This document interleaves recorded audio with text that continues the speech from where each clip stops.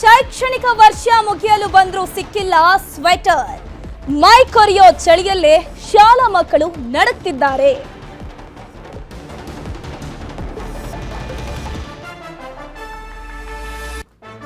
ಚಳಿಗಾಲ ಹತ್ರ ಆಗ್ತಾ ಇದೆ, ಆದ್ರೆ ಶಾಲಾ ಮಕ್ಕಳಿಗೆ ಮಾತ್ರ ಇನ್ನೂ ಕೂಡ ಸ್ವೆಟರ್ ಭಾಗ್ಯ ಸಿಕ್ತಿಲ್ಲ.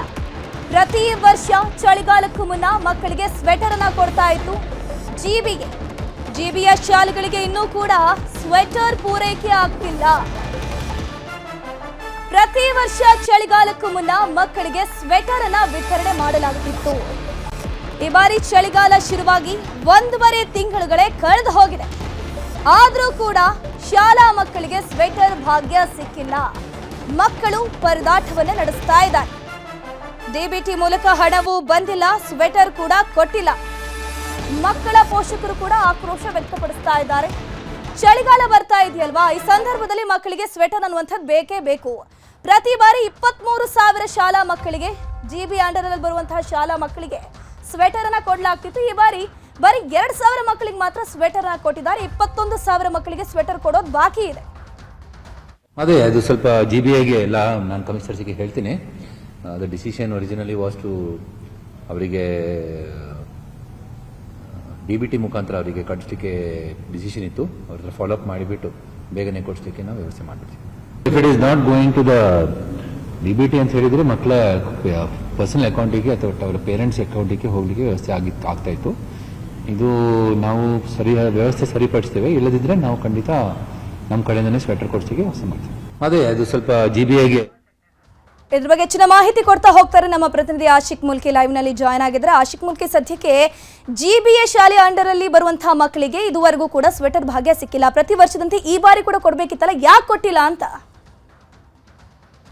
ಧನುಶ್ರೀ, ಈಗ ನಮ್ಮ ಮುಂದಿರುವಂತಹ ಪ್ರಶ್ನೆಯೂ ಕೂಡ ಅದೇ. ಯಾವುದೇ ರೀತಿಯಾಗಿರುವಂಥ ಹಣಕಾಸಿನ ಸಮಸ್ಯೆ ಇಲ್ಲ ಅಂತ ಜಿಬಿಎ ಮುಖ್ಯ ಆಯುಕ್ತರಾಗಿರುವಂಥ ಮಹೇಶ್ ರಾವ್ ಅವರು ಪ್ರತಿ ಬಾರಿಯೂ ಕೂಡ ಹೇಳ್ತಾರೆ. ಆದರೆ ಬಡವರ ಮಕ್ಕಳು, ನಿರ್ಗತಿಕರ ಮಕ್ಕಳು, ಕೂಲಿ ಕಾರ್ಮಿಕರ ಮಕ್ಕಳು ಓದುವಂಥ ಪಾಲಿಕೆ ಶಾಲೆಗಳಲ್ಲಿ ಸ್ವೆಟರನ್ನು ಯಾಕೆ ಕೊಟ್ಟಿಲ್ಲ ಅನ್ನುವಂಥದ್ದು ಇನ್ನೂ ಕೂಡ ಅದಕ್ಕೆ ಅಡ್ಡಗೋಡೆ ಮೇಲೆ ದೀಪ ಇಟ್ಟಿರುವಂತೆ ಒಂದು ಉತ್ತರವನ್ನು ಜಿಬಿಎ ಆಯುಕ್ತರಾಗಿರುವಂಥ ಮಹೇಶ್ ರಾವ್ ಅವರು ಕೊಡ್ತಾ ಇರುವಂಥದ್ದು. ಬರೋಬ್ಬರಿ 20,000ಕ್ಕೂ ಅಧಿಕ ಮಕ್ಕಳಿಗೆ ಈ ವರ್ಷ ಆ ಸ್ವೆಟರನ್ನು ಕೊಡೋದಕ್ಕೆ ಜಿಬಿ ಅಧಿಕಾರಿಗಳಿಗೆ ಸಾಧ್ಯ ಆಗಿಲ್ಲ.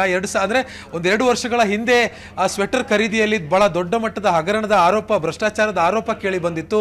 ಅವಾಗಿನಿಂದ ಕಳೆದ ವರ್ಷದಿಂದ ಜಿಬಿ ಅಧಿಕಾರಿ ಅಂದರೆ ಆಗಿದ್ದಂತಹ ಬಿಬಿಎಂಪಿ ಅಧಿಕಾರಿಗಳು ನೇರವಾಗಿ ಪೋಷಕರ ಖಾತೆಗೆ ಡಿಬಿಟಿ ಮೂಲಕವಾಗಿ ಹಣವನ್ನು ಪಾವತಿ ಮಾಡಿ ಸ್ವೆಟರನ್ನು ಖರೀದಿ ಮಾಡಿಕೊಳ್ಳಿ ಅನ್ನುವಂಥದ್ದನ್ನು ಹೇಳಿತ್ತು. ಆದರೆ ಈ ವರ್ಷ ಆ ಹಣವೂ ಕೂಡ ಪೋಷಕರ ಖಾತೆಗೆ ಇದುವರೆಗೂ ಕೂಡ ಜಮಾ ಆಗಿಲ್ಲ. ಟೋಟಲ್ 24,000 ಮಕ್ಕಳು ಪಾಲಿಕೆ ಶಾಲೆಗಳಲ್ಲಿ ಓದ್ತಾ ಇದ್ದಾರೆ. ಈ ಪೈಕಿ 3,000 ಮಕ್ಕಳ ಪೋಷಕರ ಖಾತೆಗೆ ಮಾತ್ರ ಡಿಬಿಟಿ ಮೂಲಕವಾಗಿ ಹಣವನ್ನು ಪಾವತಿಸಿರುವಂಥದ್ದು.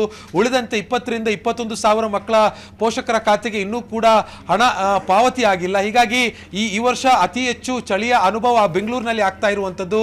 ಇತ್ತೀಚಿನ ದಿನಗಳಲ್ಲಿ 15, 16, 17 ಬೆಳಗಿನ ಹೊತ್ತಿನಲ್ಲಿ ಡಿಗ್ರಿ ಸೆಲ್ಸಿಯಸ್ನಷ್ಟು ಆ ಚಳಿ ದಾಖಲಾಗ್ತಾ ಇದೆ. ಹೀಗಾಗಿ ಇಂಥ ಕೊರವೆ ಚಳಿಯಲ್ಲಿ ಮಕ್ಕಳು ಆ ಒಂದು ಕೇವಲ ಯೂನಿಫಾರ್ಮ್ಗಳನ್ನು ಹಾಕೊಂಡು ಶಾಲೆಗೆ ಬರ್ತಾ ಇರುವಂಥದ್ದು. ಹೀಗಾಗಿ ಅವರಿಗೆ ಆದಷ್ಟು ಬೇಗ ಸ್ವೆಟರ್ಗಳನ್ನು ಕೊಡಬೇಕು ಅನ್ನುವಂಥದ್ದು ಇದೀಗ ಪೋಷಕರು ಕೂಡ ಮನವಿ ಮಾಡ್ತಾ ಇದ್ದಾರೆ. ಧನುಶ್ರೀ, 2 ವರ್ಷಗಳ ಹಿಂದೆ ಆಶಿಕ್ ಈ ಒಂದು ಸ್ವೆಟರ್ ಹಗರಣ ನಡೆದಿತ್ತಲ್ವಾ, ಆ ಹಗರಣ ಇನ್ನೂ ಕೂಡ ಇತ್ಯರ್ಥ ಆಗಿಲ್ವಾ? ತನಿಖೆ ಇನ್ನೂ ಕೂಡ ಮುಗ್ದಿಲ್ವಾ? ಮಕ್ಕಳಿಗೆ ಯಾವಾಗ ಸ್ವೆಟರ್ ಭಾಗ್ಯ ಸಿಗಬಹುದು ಅಂತ?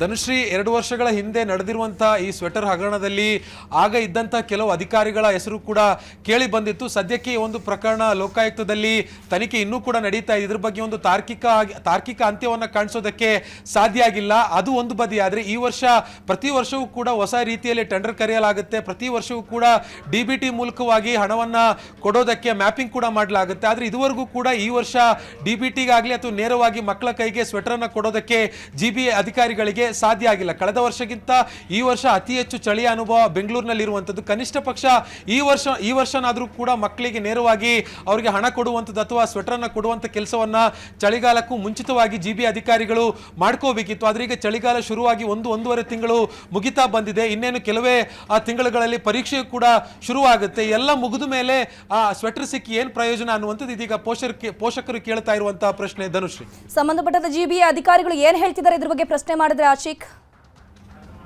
ಅಂದರೆ GBA ಗ್ರೇಟರ್ ಬೆಂಗಳೂರು ಪ್ರಾಧಿಕಾರ ಆದ ಮೇಲೆ 5 ನಗರ ಪಾಲಿಕೆಗಳನ್ನು ಯಾವಾಗ ಸೃಷ್ಟಿ ಮಾಡಲಾಗಿತ್ತೋ ಆವಾಗಿಂದಲೂ ಒಂದು ಸಮನ್ವಯತೆ ಕೊರತೆ ಎದ್ದು ಕಾಣ್ತಾ ಇರುವಂಥದ್ದು. ಒಂದೊಂದು ಪಾಲಿಕೆಯಲ್ಲಿ ಅಂದರೆ ಉತ್ತರ ಮತ್ತು ದಕ್ಷಿಣ ಪಾಲಿಕೆಯಲ್ಲಿ ಇದೀಗ 3,000 ಅಂದಾಜು 3,000 ಮಕ್ಕಳ ಖಾತೆಗೆ DBT ಮೂಲಕವಾಗಿ ಹಣ ಪಾವತಿಯಾಗಿದೆ. ಉಳಿದಿರುವಂಥ 3 ಪಾಲಿಕೆಗಳಲ್ಲಿ ಇನ್ನೂ ಕೂಡ ಇದರ ಪ್ರಕ್ರಿಯೆನೇ ಶುರುವಾಗಿಲ್ಲ. ಹೀಗಾಗಿ ಸಮನ್ವಯತೆ ಕೊರತೆ ಎದ್ದು ಕಾಣ್ತಾ ಇರುವಂಥದ್ದು. ಇದರ ಬಗ್ಗೆ ನ್ಯೂಸ್ 18 GBA ಮುಖ್ಯ ಆಯುಕ್ತರಾಗಿರುವಂತಹ ಮಹೇಶ್ವರರಾವ್ ಅವರನ್ನ ಸಂಪರ್ಕ ಮಾಡಿದಂಥ ಸಂದರ್ಭದಲ್ಲಿ ಇದು ಸಮನ್ವಯತೆ ಕೊರತೆ ಆಗಿದೆ ಅಥವಾ ಏನಾಗಿದೆ ಅನ್ನುವಂಥದ್ದನ್ನ ಪರಿಶೀಲಿಸಿ ಆದಷ್ಟು ಬೇಗ ಮಕ್ಕಳಿಗೆ ಸ್ವೆಟರ್ ಅನ್ನ ಕೊಡುವಂತ ಕೆಲಸಕ್ಕೆ ನಾನು ಮುಂದಾಗ್ತೀನಿ ಅನ್ನುವಂಥ ಒಂದು ಪ್ರತಿಕ್ರಿಯೆಯನ್ನ ಕೊಟ್ಟಿದ್ದಾರೆ. ಆದ್ರೆ ಈಗ ಕಾಲ ಮಿಂಚೋಗಿದೆ, 1.5 ತಿಂಗಳು ಕಳೆದೋಗಿದೆ ಚಳಿಗಾಲ ಶುರುವಾಗಿ. ಹೀಗಾಗಿ ಇನ್ನೆಷ್ಟು ಬೇಗ ಕೊಡ್ತಾರೆ, ಇನ್ನು ಚಳಿಗಾಲ ಮುಗಿದ್ಮೇಲೆ ಈಗ ಪ್ರಕ್ರಿಯೆ ಟೆಂಡರ್ ಕರೆದು ಪ್ರಕ್ರಿಯೆ ಶುರು ಮಾಡಿದ್ರು ಕೂಡ ಅಥವಾ DBT ಮಾಡೋದಕ್ಕೆ ಮ್ಯಾಪಿಂಗ್ ಈಗ ಶುರು ಮಾಡಿದ್ರು ಕೂಡ ಕನಿಷ್ಠ 2 ತಿಂಗಳ ಕಾಲ ಆ ಟೈಮ್ ಬೇಕಾಗುತ್ತೆ. ಆದ್ರೆ ಚಳಿಗಾಲ ಮುಗಿದ ಮೇಲೆನೆ ಇನ್ನು BBMP ಅಂದ್ರೆ ಪಾಲಿಕೆ ಶಾಲೆಗಳ ಮಕ್ಕಳಿಗೆ ಏನು ಸ್ವೆಟರ್ ಸಿಗುತ್ತೆ. ಧನುಶ್ರೀ, ಥ್ಯಾಂಕ್ ಯು ಆಶಿಕ್ ಮುಲ್ಕಿ ತಮ್ಮೆಲ್ಲ ಮಾಹಿತಿಗಾಗಿ.